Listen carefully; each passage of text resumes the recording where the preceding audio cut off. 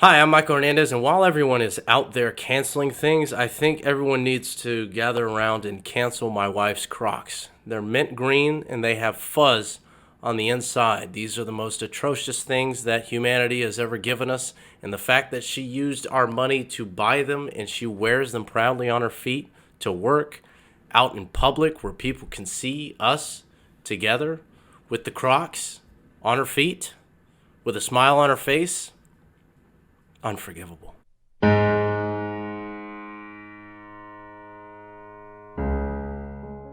Welcome to Rumble Book Club. I'm your host, Michael Hernandez, and this is the show where a normal guy like me can talk about interesting books I've read, old and new, good and bad. So if you like these videos, you like the books that I'm talking about, you like the stuff that we cover, or maybe you just like the silky smooth sound of my voice, then go ahead and follow me. I'm on Rumble, I'm on YouTube, I'm on Parler, and I'm on Twitter. But more importantly, talk about them with your friends, share them, or subscribe and comment. Let me know if there's any books that you want me to read, and I might just mention them on the show and give you a thank you for recommending a good book. Before we begin, I want to talk about our charity focus, and today that is Camp Hope, the PTSD Foundation of America, located here in Houston, Texas. So right now we're losing between 21 and 22 veterans a day due to suicide, which is a staggering number.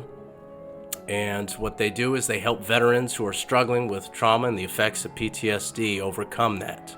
So as of this point, over 1,300 lives have been saved from graduating this program, and the way they're able to help these veterans to get that number is through peer-to-peer therapy by veterans for veterans. So veterans who have been through this program, who have overcome the effects of PTSD, turn back around and give back to this community of veterans and help other veterans who are in the depths of that struggle. So if you want to contribute to this cause, you can call their office line at 832-912-4429. That's 832-912-4429, or go to their website at ptsdusa.org. That's ptsdusa.org. Now, if you are a veteran struggling with PTSD, or you know a veteran who is struggling with PTSD, you can call their crisis line at 877-717-7873. That's 877-717-7873. So today we're going to be taking a look at a children's book that's a favorite of mine. It's also a favorite of my two youngest sons. They like it when I read this book to them together. The book is Frog and Toad Are Friends by Arnold Lobel. So this is his first collection, the first release he did of his series of Frog and Toad. There's multiple ones. This is his first collection they did. And this book in particular is their 50th anniversary. The 50th anniversary of the book. It covers the story of Frog and Toad, who are two friends, and their simple day-to-day adventures together. Now, getting into our three-part critique, let's look at the aesthetics of the book. It is a little bit busy. For those that watch these videos, you know I'm not a fan of too much stuff going on the cover, but they do it in a rather tasteful way. It kind of has this classic border, which looks nice.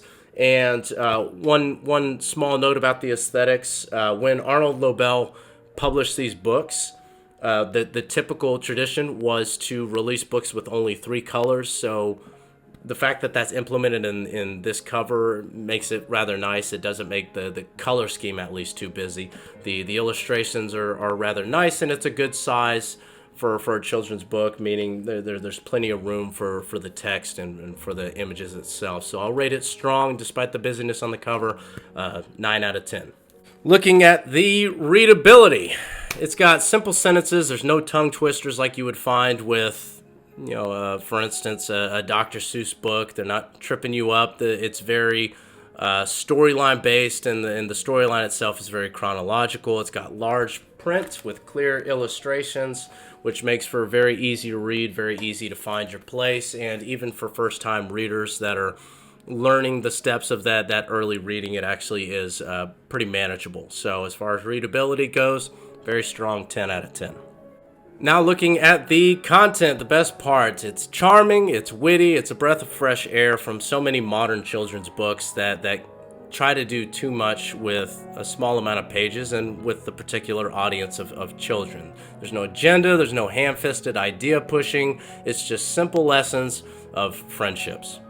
Like I said earlier, it follows the story of Frog and his friend Toad, and just very simple things that they would do day to day as friends.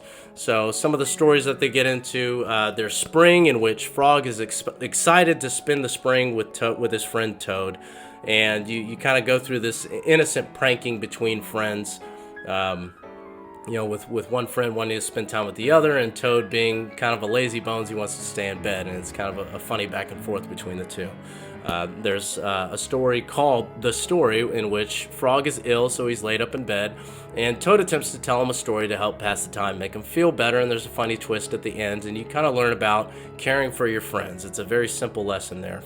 The next story is A Lost Button, where Toad and Frog go on this long walk, and Toad finds out that he lost his button, and all these friends, including Frog, try and help him find the button. He gets frustrated, and one of the lessons you learn as a kid with this one in particular is to be patient with your friends, and sometimes the simplest explanation you have to check first. The next story that they cover is A Swim, in which Frog and Toad go for a swim in the lake, and Toad feels uncomfortable in his bathing suit out in public. And what you really get out of this as a kid, especially with the little funny ending, is just to have a sense of humor about yourself. And it's okay if your friend laughs at something funny you do, a small idiosyncrasy that you have. And it's okay for y'all to have that funny back and forth and be able to acknowledge the funny things about yourself. Then the final one is the letter, in which Toad is sad because he never gets a letter. He's waiting for the mail to come, and Frog sits down with him, and he wants to do something nice for Toad, so he writes him a letter.